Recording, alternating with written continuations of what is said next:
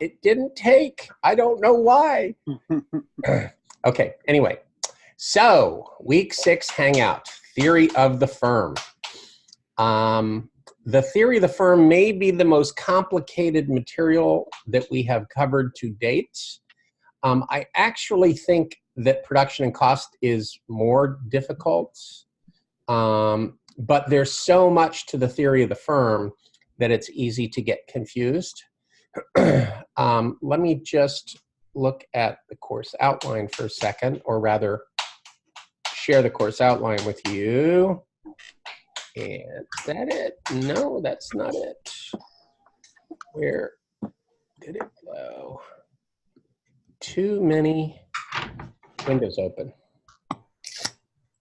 There we go.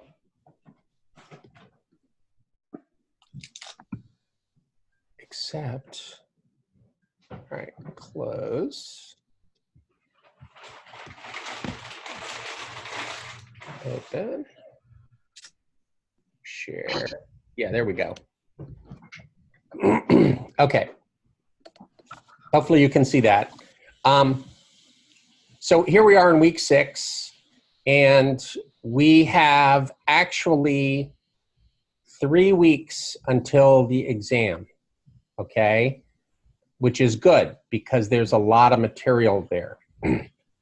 I want to call your attention to the lecture notes that I posted this afternoon.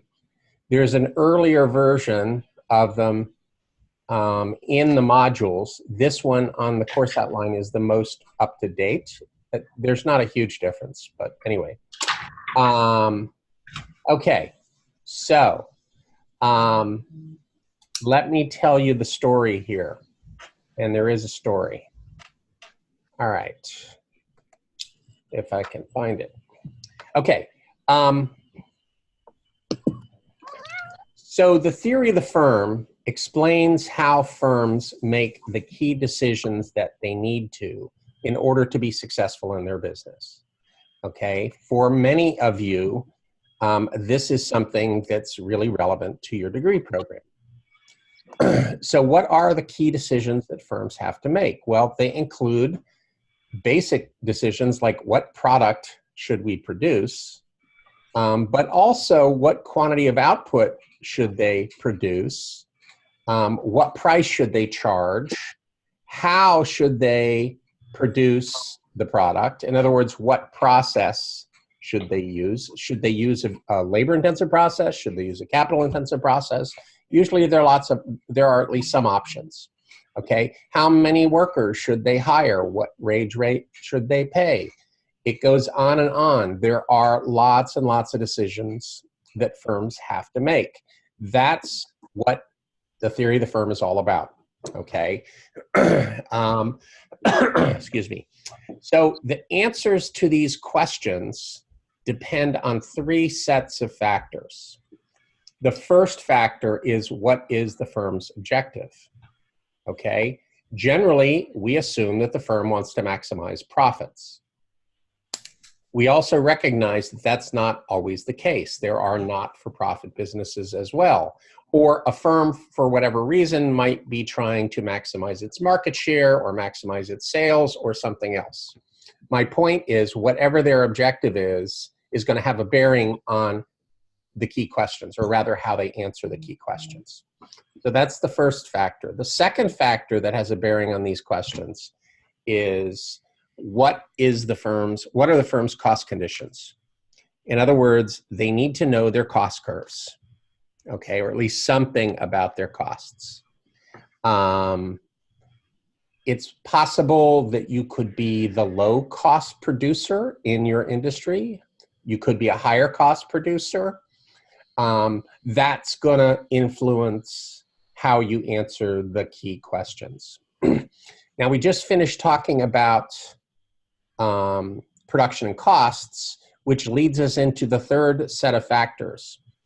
What is the structure of the market that the firm is operating in?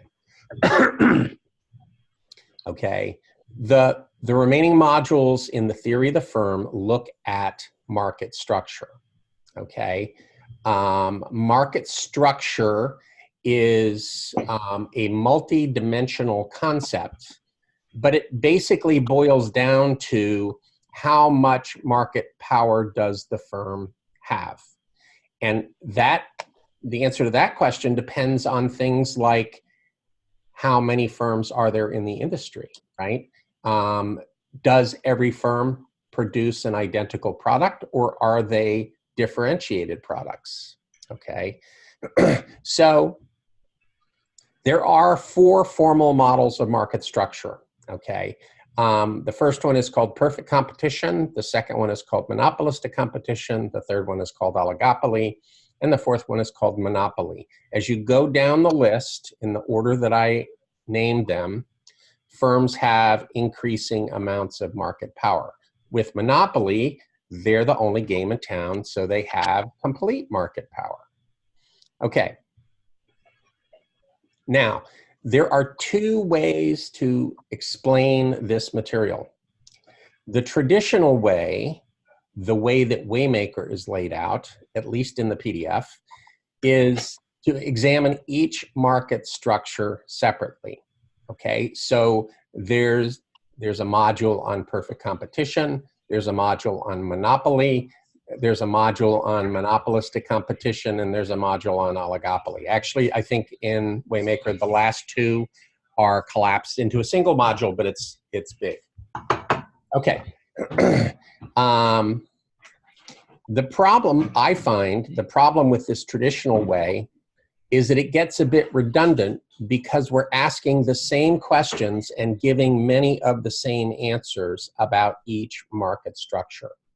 And it takes a lot of time that we don't really have during a summer school course. So I explain the theory of the firm in a different way. What I do is I look at a generic firm, okay? And then I talk about specific real-world behaviors that are explained in detail in different modules in Waymaker, okay? Let me give you an example of what I mean by that. There's price discrimination. Price discrimination means charging different prices to different customers. In order to be able to do that, you have to have some market power. Market power is defined as the ability to set your own price and have it stick.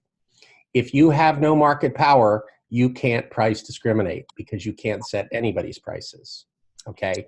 So all of this is spelled out in the file labeled Greenlaw's lecture notes, either in the module or in the course outline, okay? I explain it once, so there's no redundancy, and that's the way I think about it myself. So if I were you, I would start with Greenlaw's lecture notes, and then as I go through the modules, I would ask myself, how is this market structure different from the generic firm, different from what we learned about the generic firm, okay?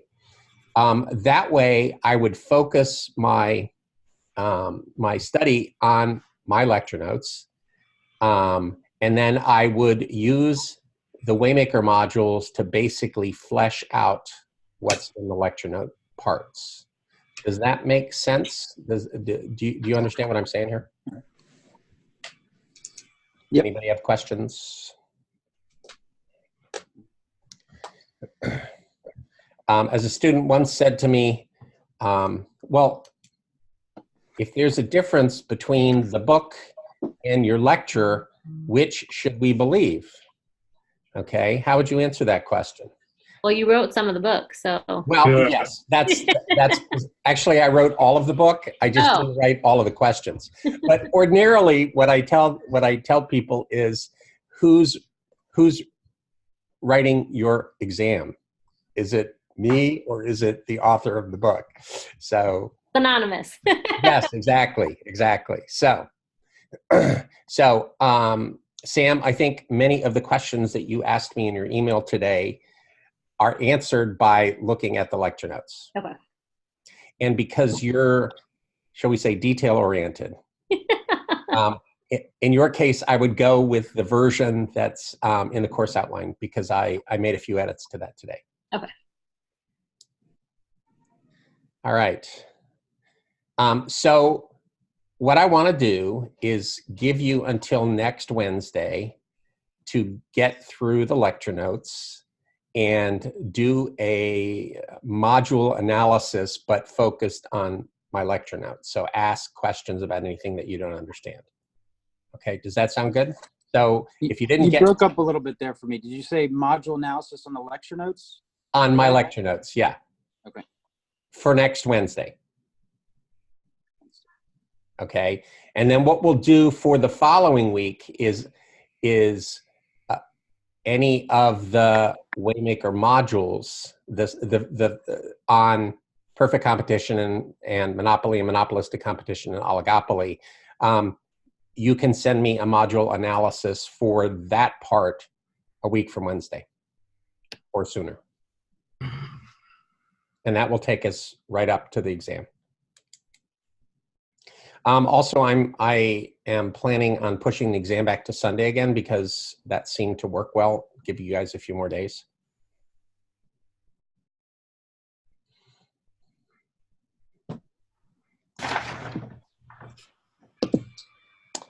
All right, what questions come to mind?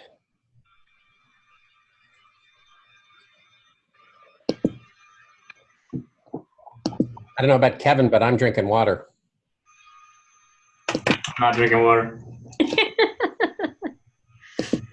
I have a couple questions on module 7 after Sure. After anybody from 8. Well, you can ask. You can ask. The first one is the term capital. The book seems to be using it in a bunch of different ways, so I've been a little confused. Is it just economic capital? Is it the same as capital resources? Is it? Sorry, I'm looking right now. The text seems. Yeah, that's all. Is it? I was just a little confused on how they use capital. Okay, there's two kinds of capital.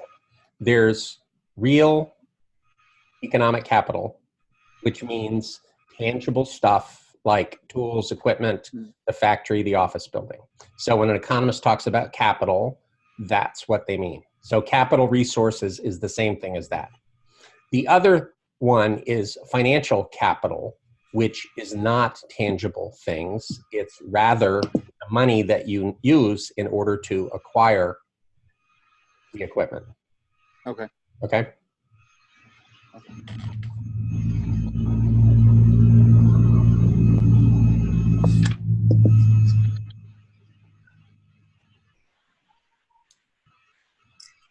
The other question I had for the long run average cost curve. Yes. Is that like a hypothetical the way that looks? Because just the book example was going from like a small factory to then get big enough to a medium and then big enough to and so my thought is that it would kind of look like a W kind of, it would go up and when they go to the you're right. Okay. That probably in the real world there are discontinuities between factory sizes, and that would give you sort of a scallop edge across the bottom. Gotcha. Okay. The thing to remember here is that the long run average cost is the cheapest of the short run average costs. Mm-hmm. Because in the long run, you can choose any size factory that you want, so you're going to choose the one that costs you the least. Gotcha. And in a perfect world where you could have any size factory that you wanted, you would get that smooth curve. Okay. Yep.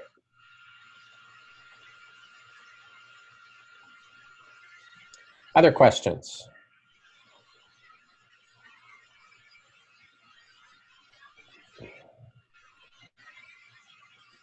I got, if nobody else, I'll go again. Sure.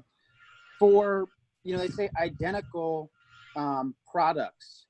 How, I guess my question is, I understand identical, but how close does it have to be to still be under that identical? Like, I think the video in the module talked about, milk is milk, but you have, you do have different types. it's California or whatever, almond soy. So there's small differences there. Right. Are those still under identical?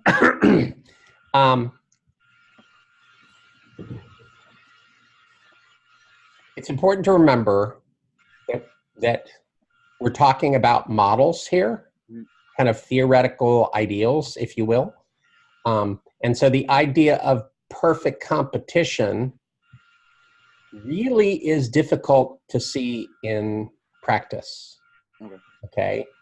So identical products really does mean you can't tell the difference.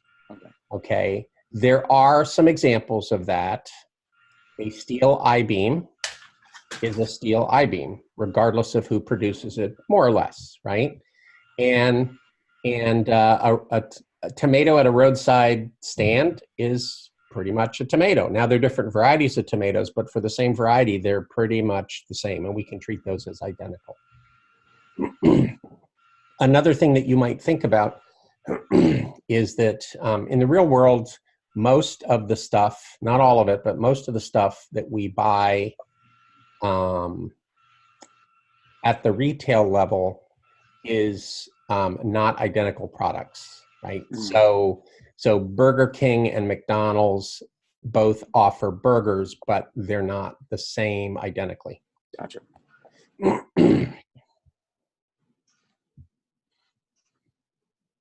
Hey, I have a question, Professor. It might be, I'm a little ahead, I guess, but I'll ask it if that's okay. Of course. So it's one of the questions asked, it says, monopolies are inefficient when it comes to allocative efficiency because, and it said the correct answer is price is always less than marginal cost. Yes. That's right? No. Price is always greater than marginal cost. That's what I selected and it said I was wrong. Really? Okay. Was that a quiz question?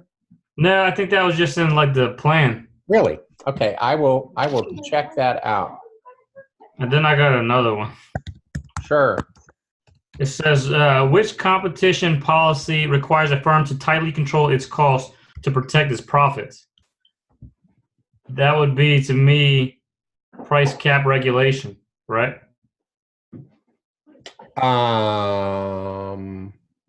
What are the other choices? Do you have? It says the correct answer is cost plus regulation, but that already implies that they have a cost, and then they say plus you can allow your profit. In which case, that actually disincentivizes. Yes, I think you're right about that also. All right, and then price cap. Okay, correct. Yep. And then it says this was. Oh, I guess I shouldn't even tell you this one. Maybe I'll tell you later. This is actually a quiz question. Okay, that's so fine. I'll ask you later. Anybody else? I do. I have one about the I guess the next exam. Yeah, go ahead. Okay. Just to verify the modules that we need to have like completed and gone through before the second exam. I was just kind of confused when I was reading the course outline compared to Canvas. It has like module 7, which is production and costs, and then it says module 8 is perfect competition, and then it has module 9 as monopoly, and then 10 is monopolistic competition and Okay. Yes. The course outline in this case is a little bit out of date. What I did is I combined perfect competition, monopoly, monopolistic competition, and oligopoly. I took all the content and I called them all part of module 8. Mm-hmm. So that's what I did. Okay. And okay, so yes, we all of module 8 before the exam, even like since it's called that in Canvas. Correct. Okay. Yep. But don't worry about the real module 9 and 10 until after. No. What by real do you mean the ones that are Canvas, in the Canvas? one that is No. So yes, you are right. Yeah. Don't worry about those until after the exam. Okay. Now, are those in the PDF as well? The labor and markets module 9, or? Yes, they are. But your numbers are going to be different from ours. Okay. Okay, but all the content is the same. So you Gotcha. just need to find the module by the name, basically. Okay.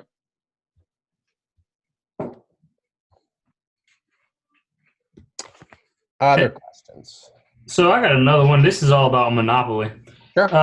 It asks for us to find the maximization profit or quantity, rather, for maximum profit. Yes. However, and it gives us quantity, price per unit, and total cost. Okay. Now, another rule is that you can say how to maximize profit is when your total revenue is furthest from your total cost. That's correct. Is that how they want us to calculate that, or they want us to try to deduce marginal revenue and marginal cost? They are equivalent. So either one should give you the same answer. Okay. Usually, MR and MC are easier to come by than total revenue and total cost. Okay, but this one gives us total cost, and it gives us quantity and per unit, Yes. price per unit. So I can find total revenue. Yeah, How do you find marginal cost from total cost? Oh, it's the change in total cost. Just like marginal revenue is the change in total revenue as you produce and sell. Okay, then divided by the quantity, right? It's the quantity change. Yes, exactly. Okay. Yep. Okay, yeah, I just clicked just now. That makes sense. Yeah. Okay. Good question. Is it beneficial to, or is it more accurate to calculate marginal revenue and marginal cost versus this finding the spread between the two? Say that again. So, for example, if I have just quantity and price and then total cost, all I would really have to do is find the total revenue by multiplying those two factors. Yes. And then just find the largest. Sure, you can. Is that the same? Is just as accurate? It's just as accurate. Yeah. Those got kind of confusing. They're two equivalent ways. Yeah. And so basically, based on the information that you're given, you use one or the other.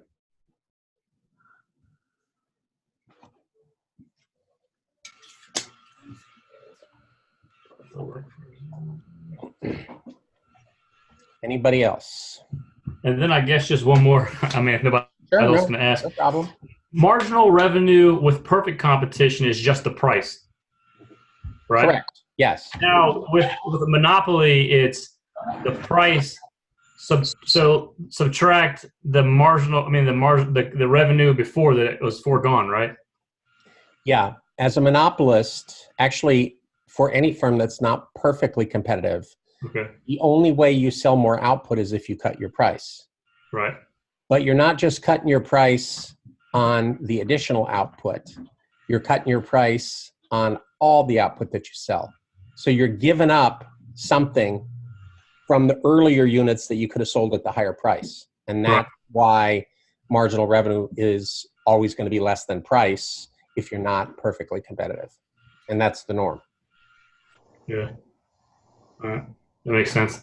I got hung up on that on the quiz. I couldn't figure that one out, but it makes sense. Sam, you're awfully quiet today. No, I just finished reading them, and I haven't done the quizzes yet. So okay, that's fine.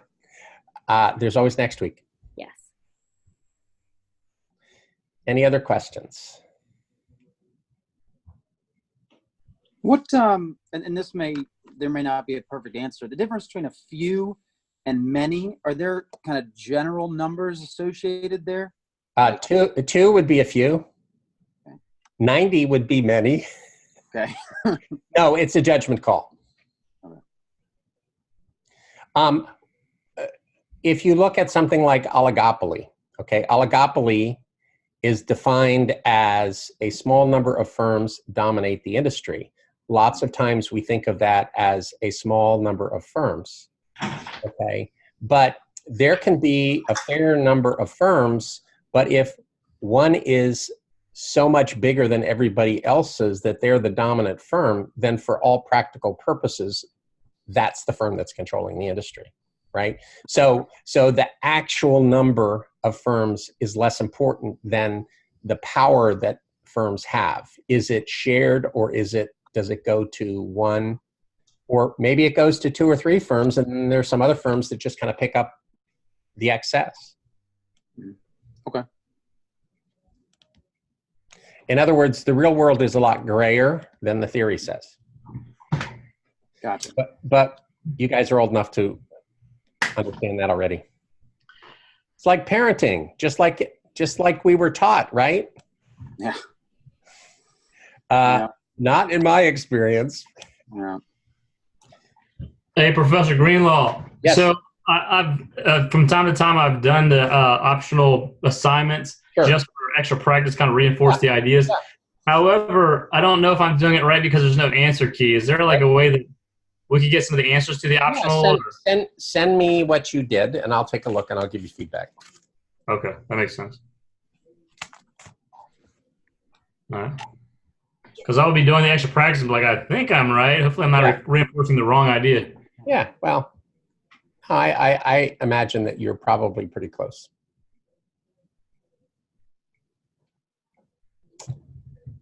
All right. Well, if nobody has any more questions, we will call it a wrap, and we'll talk again next week. And of course, let me know if you have questions in the meantime. All right. Thank you.